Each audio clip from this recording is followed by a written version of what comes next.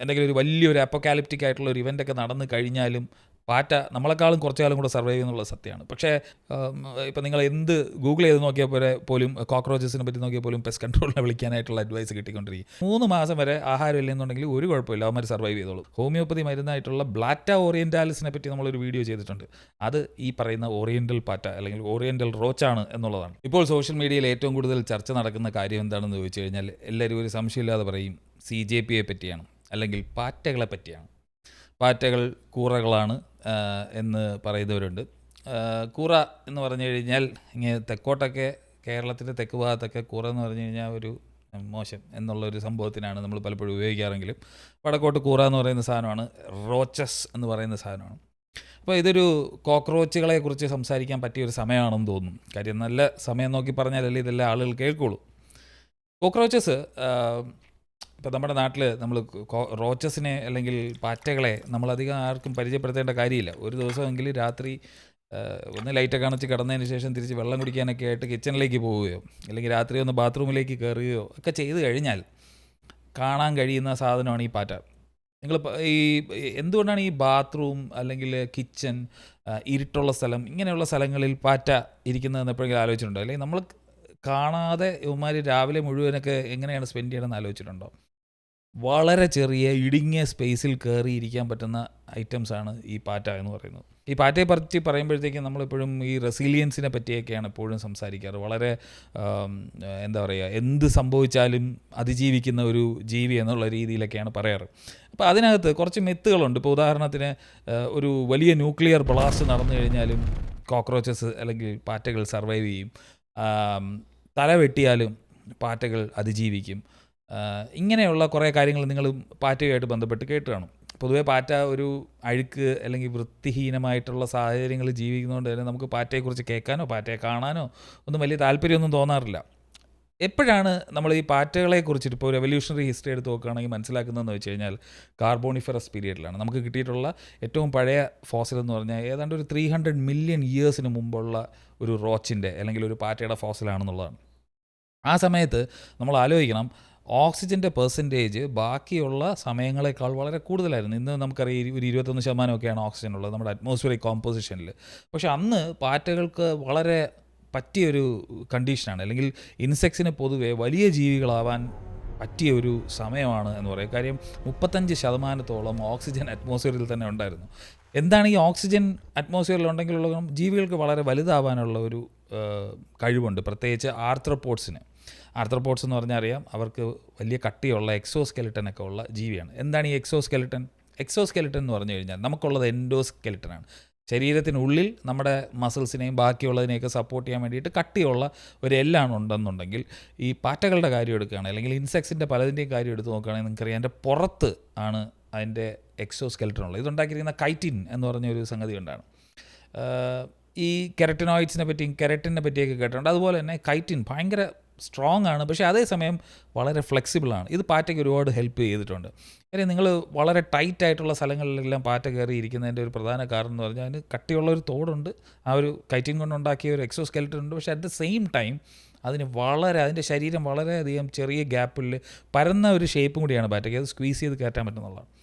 ഒരു പാറ്റയുടെ കാര്യം പറയുമ്പോൾ നമ്മൾ ആലോചിക്കണം, ഈ കാർബോണിഫറസ് പീരീഡിലെന്ന് പറഞ്ഞു കഴിഞ്ഞാൽ മരങ്ങളൊന്നും അങ്ങനെ ദ്രവിച്ചു പോകാനായിട്ടുള്ള ബാക്ടീരിയയോ കാര്യങ്ങളോ ഒന്നും അത്രയും ആയിട്ടില്ല. ഈ കാർബോണിഫറസിലുള്ള കോളാണ് നമ്മൾ ഇന്ന് ഉപയോഗിക്കുന്നതെന്ന് ആലോചിക്കണം. അപ്പോൾ അന്ന് മുതൽ പാറ്റ ഇന്ന് വരെ ഒരു വ്യത്യാസവും വരാതെ സർവൈവ് ചെയ്തു എന്ന് ചില എവല്യൂഷൻ ക്ലാസ്സുകളിലൊക്കെ പറയുന്നത് ഞാൻ കേട്ടിട്ടുണ്ട്. പക്ഷേ അത് തെറ്റാണ്. ഈ കോക്രോച്ചസിൻ്റെ ഒരു പൂർവികനാണെന്നുണ്ടായിരുന്നത്. ഇന്നത്തെ ഉള്ളതിനേക്കാളും ഒരു 4-5 മടങ്ങ് സൈസുള്ള വലിപ്പം കൂടിയ കോക്രോച്ചസാണ് അന്നുണ്ടായിരുന്നത്. ഇന്നത്തെ കാണുന്ന കോക്രോച്ചുമായിട്ട് നമുക്ക് റിലേറ്റ് ചെയ്യാമെങ്കിലും അതുപോലെ എവല്യൂഷനൊന്നും പറ്റാതെ അങ്ങനെ ഇരിക്കുന്നതല്ല. ബാക്കിയുള്ള എല്ലാ ജീവികൾക്കും സംഭവിച്ചതുപോലെ തന്നെ എവല്യൂഷണറി ആയിട്ടുള്ള ചേഞ്ചസ് എല്ലാം പാറ്റകളിലും വന്നിട്ടുണ്ടെന്നുള്ളതാണ്. നമ്മുടെ നാട്ടിൽ സാധാരണ കാണുന്നത് കുറേ ടൈപ്പ് പാറ്റകളെ കാണാറുണ്ട്. ഇപ്പോൾ ജർമ്മൻ റോച്ചസ് ഉണ്ട്, അതുപോലെ അമേരിക്കൻ റോച്ചസ് ഉണ്ട്, ഓറിയൻ്റൽ റോച്ചസ് ഉണ്ട്, അങ്ങനെ കുറേ സാധനങ്ങളുണ്ട്. ഈ ഓറിയൻ്റൽ റോച്ചസിനെ പറ്റി നമ്മൾ ഇതിനു മുമ്പ് സംസാരിച്ചിട്ടുണ്ട്. എപ്പോഴാണെന്നറിയോ? നിങ്ങൾ എൻ്റെ ചാനലിനകത്ത് ഹോമിയോപ്പതി മരുന്നായിട്ടുള്ള ബ്ലാറ്റ ഓറിയൻ്റാലിസിനെ പറ്റി നമ്മളൊരു വീഡിയോ ചെയ്തിട്ടുണ്ട്. അത് ഈ പറയുന്ന ഓറിയൻ്റൽ പാറ്റ അല്ലെങ്കിൽ ഓറിയൻ്റൽ റോച്ചാണ് എന്നുള്ളതാണ്. അപ്പോൾ അവരതിനെയാണ് മാതൃസത്തിന് വേണ്ടിയിട്ട് അരച്ച് കലക്കി ഉണ്ടാക്കുന്നത്. പാറ്റയുടെ അനാട്ടമി നമ്മൾ മനസ്സിലാക്കുകയാണെങ്കിൽ പാറ്റയ്ക്ക് ഒരു തലയുണ്ട്, ഒരു തൊറാക്സ് ഉണ്ട്, ഒരു അബ്ഡോമൻ ഉണ്ട്. ഈ തൊറാക്സ് എന്ന് പറഞ്ഞാൽ അവിടെയാണ് മെയിനായിട്ട് ഈ അതിൻ്റെ കാലുകൾ 6 കാലുകൾ അറ്റാച്ച് ചെയ്തിട്ടുള്ളതും അതിൻ്റെ ചിറക് അറ്റാച്ച് ചെയ്തിട്ടുള്ളതും ഒക്കെ ആയിട്ടുള്ള ഭാഗം തല കഴിഞ്ഞ് താഴെ ഇരിക്കുന്ന ഭാഗമാണ്. തലയിൽ പ്രധാനമായിട്ടുള്ളത് 2 ആൻറ്റിനയാണ് പാറ്റയുടെ എല്ലാം. ഇത് ഇങ്ങനെ അനക്കി തപ്പി നടക്കുന്ന കണ്ടിട്ടില്ലേ. പാറ്റയ്ക്കെന്ന് പറഞ്ഞാൽ ഏറ്റവും ഇമ്പോർട്ടൻ്റ് ആയിട്ടുള്ള സാധനം ഏതാണെന്ന് വെച്ച് കഴിഞ്ഞാൽ തലയേക്കാളും ഇമ്പോർട്ടൻ്റ് ആണ് അതിന് ആൻറ്റിന എന്ന് വേണം പറയാൻ. ഇനി അതുപോലെ തന്നെ അതിന് കുറച്ച് മൗത്ത് പാർട്സ് ഉണ്ട്. ഇതിനൊക്കെ ഈ പാറ്റ തിന്നാത്ത അതിൻ്റെ ഡയറ്റ് എന്ന് പറഞ്ഞാൽ ഓംനിവോറിൻ്റെ അങ്ങേ അറ്റമാണ്. എന്ന് പറഞ്ഞാൽ എന്ത് കിട്ടിയാലും തിന്നും. പേപ്പർ, പശ, സോപ്പ്, മുടി, എന്ത് കുന്തം കൊടുത്തു കഴിഞ്ഞാലും കഴിക്കുന്ന ഒരു പ്രകൃതമാണ്. അല്ലെങ്കിൽ ഭയങ്കര ഒരു എന്താ പറയുക, ഭയങ്കര ഫ്ലെക്സിബിൾ ആയിട്ടുള്ള ഒരു ജീവി ആയതുകൊണ്ട് തന്നെ കിട്ടുന്ന സാധനങ്ങൾക്കൊക്കെ അതിന് കഴിക്കാൻ പറ്റും എന്നുള്ളതാണ് ഈ പാറ്റയുടെ ഏറ്റവും വലിയ പ്രത്യേകത എന്ന് നമുക്ക് പറയാൻ പറ്റും. അപ്പോൾ ഈ തലയുടെ പ്രധാനമായിട്ടുള്ള, ഇപ്പോൾ തലയ്ക്കകത്ത് ബ്രെയിൻ ഉണ്ടോ? ഉണ്ട്. പക്ഷേ ഇതിനകത്തുള്ളൊരു പ്രശ്നം എന്ന് വെച്ച് കഴിഞ്ഞാൽ നമുക്കറിയാവുന്ന ബ്രെയിൻ എന്നൊക്കെ പറഞ്ഞു കഴിഞ്ഞാൽ ഈ മാമൽസിനൊക്കെ ഉള്ളതുപോലെ ഒരു സെൻട്രൽ നെർവസ് സിസ്റ്റവും കാര്യങ്ങളൊക്കെയാണ്. അതായത് ബ്രെയിനാണ് എല്ലാം കൺട്രോൾ ചെയ്യുന്നത്, ബാക്കിയെല്ലാം ഓരോരോ നെർവ്സ് വഴി കണക്റ്റഡ് ആണ്. ഒരു സെൻട്രൽ നെർവസ് സിസ്റ്റം എന്ന് പറഞ്ഞൊരു കോൺസെപ്റ്റ് ഉണ്ട്. പാറ്റയിൽ അങ്ങനെയൊന്നുമില്ല. തല അവിടെ പേരിന് തലയ്ക്കകത്ത് ഒരു ബ്രെയിൻ ഉണ്ട്. അത് പ്രധാനമായിട്ടും സ്മെല്ല്, ഈ ആൻറ്റിനയുടെ വർക്കിംഗ്, അതുപോലെ കഴിക്കുന്ന മൗത്ത് പാർട്സ്, ഫെറമോൺ സെൻസിങ്, അങ്ങനെയൊക്കെയുള്ള കുറച്ച് കാര്യങ്ങൾ മാത്രമാണ് ഈ ബ്രെയിനിൻ്റെ ജോലി. ബാക്കി കുറച്ച് ഡിസ്ട്രിബ്യൂട്ട് ചെയ്ത് കിടക്കുന്ന കുറേ മിനി ബ്രെയിൻസ് അല്ലെങ്കിൽ ഗാംഗ്ലിയ എന്ന് പറഞ്ഞ സാധനം ഇപ്പോൾ തൊറാക്സിലും പല സ്ഥലത്തായിട്ടുണ്ട്. അപ്പോൾ ഇത് വെച്ചിട്ടാണ് അതാത് ഭാഗങ്ങളിലുള്ള കാര്യം, ഒരു ഡീസെൻട്രലൈസ്ഡ് സിസ്റ്റമാണ് പാറ്റയ്ക്കുള്ളതെന്ന് പറയാം. അതുകൊണ്ട് തന്നെ തല പോയാലും പാറ്റ ജീവിക്കും. നിങ്ങൾ കേട്ടിട്ടുണ്ടാവും പാറ്റ തല പോയി ജീവിക്കുന്നത്. ഒരാഴ്ച വരെയൊക്കെ മിക്ക പാറ്റകളും സുഖമായി തല പോയാലും ജീവിക്കും. അതിനകത്ത് പ്രധാനമായിട്ട് നമ്മൾ മനസ്സിലാക്കേണ്ട ഒരു കാര്യമാണ്, ഇപ്പോൾ വേറെ ഏതെങ്കിലും ഒരു ജീവിയുടെ തലയാണ് വെട്ടിക്കളയുന്നത്, ഒരു മാമലിൻ്റെ തലയാണ് വെട്ടിക്കളയുന്നത്, എന്ത് പറ്റും? അതുവഴി ബ്ലഡ് ചീറ്റിപ്പോവും, ബ്രെയിനുമായിട്ട് ഡിസ്കണക്ഷൻ സംഭവിക്കും. ഇങ്ങനെയുള്ള ഒരുപാട് പ്രശ്നങ്ങളുണ്ട്. പാറ്റയ്ക്ക് ബ്രെയിനുമായിട്ട് ഡിസ്കണക്ഷൻ സംഭവിക്കും. പക്ഷേ താഴോട്ടുള്ള, ഇപ്പോൾ ഉദാഹരണത്തിന് നടക്കുക, അല്ലെങ്കിൽ അബ്ഡോമനുമായിട്ട് ബന്ധപ്പെട്ട കാര്യം, ശ്വാസം വലിക്കുക, ഇങ്ങനെയുള്ള പ്രക്രിയകളെല്ലാം പാറ്റയുടെ നടക്കുന്നത് വേറെ രീതിയാണ്. ബ്രെയിനുമായിട്ട് കണക്ഷൻ അല്ലെങ്കിൽ കുഴപ്പമില്ല. അതാത് സ്ഥലത്തുള്ള ഈ ഡിസ്ട്രിബ്യൂട്ട് ചെയ്ത് കിടക്കുന്ന ഇങ്ങനെ ഈ ഗാംഗ്ലിയാസ് ഉള്ളതുകൊണ്ട് ആ പരിപാടിയൊക്കെ നടന്നുള്ളൂ. ആ പാടെ നഷ്ടപ്പെടുന്നത് സ്മെല്ലും ഈ ആൻറ്റിനയുടെ സംഭവവും അങ്ങനെയുള്ള കാര്യങ്ങൾ മാത്രമാണ്. അല്ലെങ്കിൽ മൗത്ത് പാർട്ടും ഒക്കെയാണ്. മൗത്ത് പാർട്ട് ഇല്ലാത്തതുകൊണ്ട് പിന്നെ ആഹാരമൊന്നും കഴിക്കാൻ പറ്റില്ല. അതുകൊണ്ട് അത് ഏതാണ്ട് കുറേ ഒരാഴ്ചയൊക്കെ കഴിയുമ്പോഴത്തേക്കും വെള്ളം കുടിക്കാനൊന്നും പറ്റാത്തതുകൊണ്ട്, അല്ലെങ്കിൽ ഡീഹൈഡ്രേഷൻ വരുന്നതുകൊണ്ട് ഒരാഴ്ച കഴിയുമ്പോൾ ചത്തുപോകും എന്നേ ഉള്ളൂ. പക്ഷേ ബാക്കിയുള്ള എല്ലാ കാര്യങ്ങളും വളരെ സുഗമമായിട്ട് നടക്കും. ആ പാറ്റ ഒരാഴ്ച വരെയൊക്കെ ജീവിക്കുകയും ചെയ്യും. ശ്വാസം വലിക്കുന്നത് ഇത് ശരീരത്തിൽ തന്നെയുള്ള സ്പൈറക്കിൾസ് എന്ന് പറയുന്ന വേറൊരു അവയവം കൊണ്ടാണ്. അത് വയറിൻ്റെ അടിഭാഗത്തായിട്ട് 2 സൈഡിലായിട്ടാണ് ഇരിക്കുന്നത്. അല്ലാതെ തലയിൽ കൂടി നമ്മൾ വലിക്കുന്നത് പോലെ അത് ട്രക്കിയായിട്ട് കണക്റ്റഡ് ആണ്. അങ്ങനെയാണ് പാറ്റയുടെ ഒരു സിസ്റ്റം എന്ന് പറയുന്നത്. അപ്പോൾ അതുകൊണ്ട് ബാക്കിയുള്ള ജീവികളെ പോലെ തല വഴി അല്ലെങ്കിൽ മൂക്ക് വഴി ശ്വാസം വലിക്കുന്ന സംഭവം ഇല്ലാത്തതുകൊണ്ട് അതും പ്രശ്നമില്ല. അപ്പോൾ തല കെട്ടിക്കഴിഞ്ഞാൽ ഒരാഴ്ച വരെയൊക്കെ പാറ്റ ജീവിക്കുന്നു പറയുന്നതിൻ്റെ കാര്യം ഇതാണ്. പാറ്റയ്ക്ക് ആഹാരം, നമ്മൾ പാറ്റ ഇല്ലാതിരിക്കാനായിട്ട് കിച്ചണൊക്കെ വൃത്തിയാക്കി വെച്ചാൽ, അല്ലെങ്കിൽ ബാത്റൂം വൃത്തിയാക്കി വെച്ച് കഴിഞ്ഞാൽ പാറ്റ വരാതിരിക്കുമോ എന്ന് ചോദിച്ചാൽ അവിടെയും ഒരു പ്രശ്നമുണ്ട്. പാറ്റയ്ക്ക് വേണമെന്നുണ്ടെങ്കിൽ ഒരു മാസമൊക്കെ, സാധാരണ പാറ്റകളൊക്കെ വളരെ ഒരു പ്രശ്നമില്ലാതെ ആഹാരമില്ലാതെ 30 ദിവസമൊക്കെ ഈസി ആയിട്ട് സർവൈവ് ചെയ്യും. നമ്മുടെ ജർമ്മൻ പാറ്റയായാലും അല്ലെങ്കിൽ ഓറിയൻ്റൽ പാറ്റയായാലും അതൊക്കെ ഈസി ആയിട്ട് സർവൈവ് ചെയ്യും. ഇനി നമ്മുടെ കാണുന്ന എന്താ പറയുക അമേരിക്കൻ കോക്രോച്ചസ് ആണെങ്കിലോ അതിന് 2 മുതൽ 3 മാസം വരെ ആഹാരം ഇല്ലെന്നുണ്ടെങ്കിൽ ഒരു കുഴപ്പമില്ല, അവന്മാർ സർവൈവ് ചെയ്തോളും. അതിജീവിക്കുമെന്നുള്ളതാണ് ഇവന്മാരുടെ ഏറ്റവും വലിയ പ്രത്യേകത. വേറൊരു സംഭവം എന്ന് പറഞ്ഞു കഴിഞ്ഞാൽ ഇവന്മാർക്ക് വെള്ളം ഇല്ലാതെ പറ്റില്ല.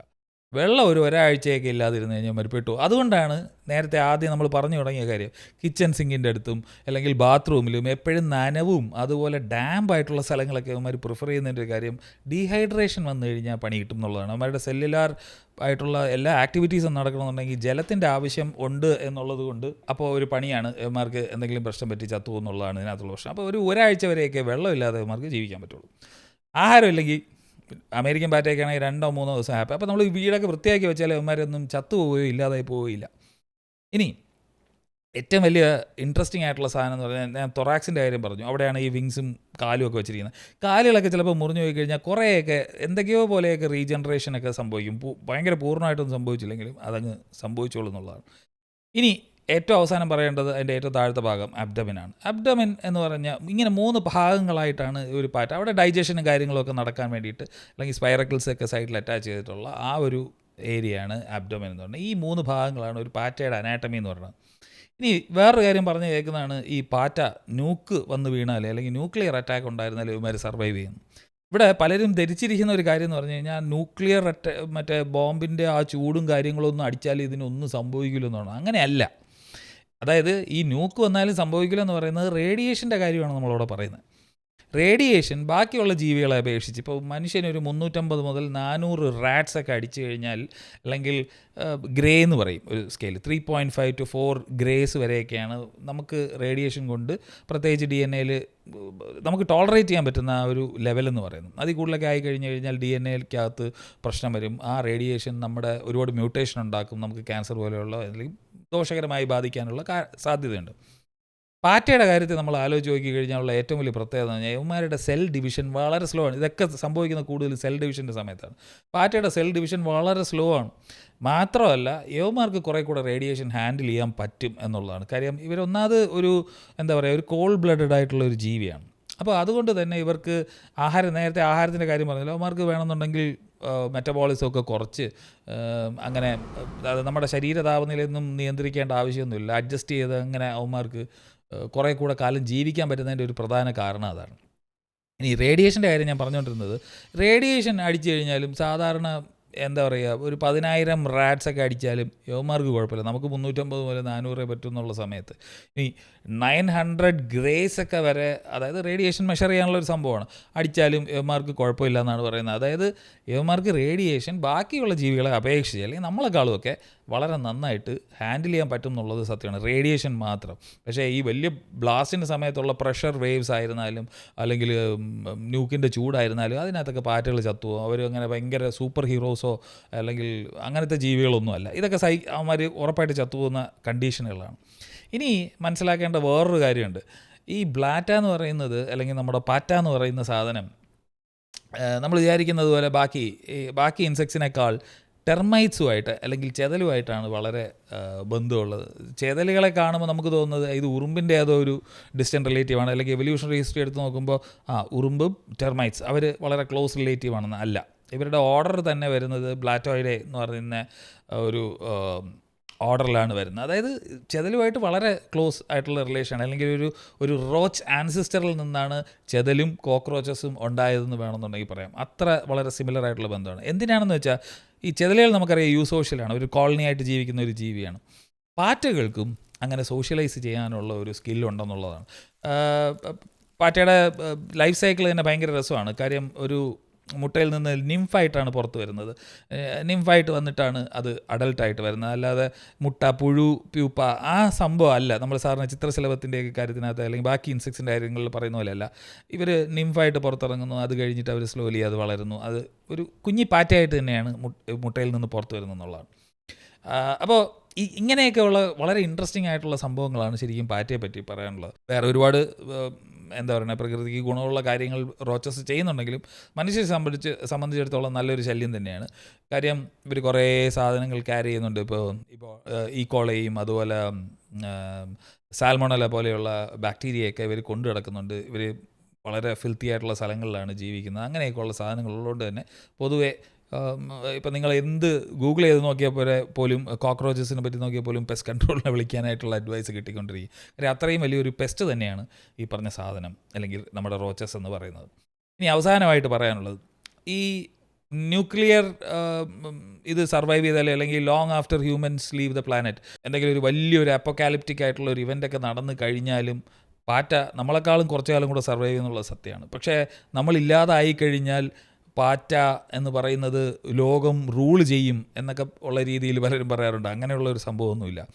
ഈ പാറ്റ എന്ന് പറഞ്ഞാൽ സൂപ്പർ പവറുള്ള എവല്യൂഷനിൽ ഒരു സൂപ്പർ പവറുള്ള ജീവിയൊന്നുമല്ല, അല്ലെങ്കിൽ സ്പെഷ്യലിസ്റ്റുകളല്ല. അവരുടെ ഒരു പ്രത്യേകത എന്ന് പറഞ്ഞു കഴിഞ്ഞാൽ അവരൊരു ജനറലിസ്റ്റ് ആണെന്ന് വേണമെങ്കിൽ പറയാം. എല്ലാ കാര്യങ്ങളും ചെയ്യാൻ കഴിവുള്ള അല്ലെങ്കിൽ എങ്ങനെ വേണോ ഫ്ലെക്സിബിൾ ആയിട്ടുള്ള ഒരു ജീവിയായതുകൊണ്ടാണ് അത്. ഞാൻ പറഞ്ഞില്ലേ നേരത്തെ, പേപ്പർ കൊടുത്താലും അത് തിന്നും, അങ്ങനത്തെ ഒരു ജീവിയായിട്ട്, അല്ലെങ്കിൽ പശ കൊടുത്താലും തിന്നും, അങ്ങനത്തെ ഒരു ജീവി ആയതുകൊണ്ടാണ് അത് ജീവിച്ചതെന്നുള്ളതാണ്. അപ്പോൾ ഇത്രയൊക്കെയാണ് പാറ്റയെ പറ്റി പറയാനുള്ളത്. ഇതുപോലെ തന്നെ മറ്റൊരു ഇൻട്രസ്റ്റിംഗ് ആയിട്ടുള്ള വിഷയമായിട്ട് കാണാം. അതുവരെ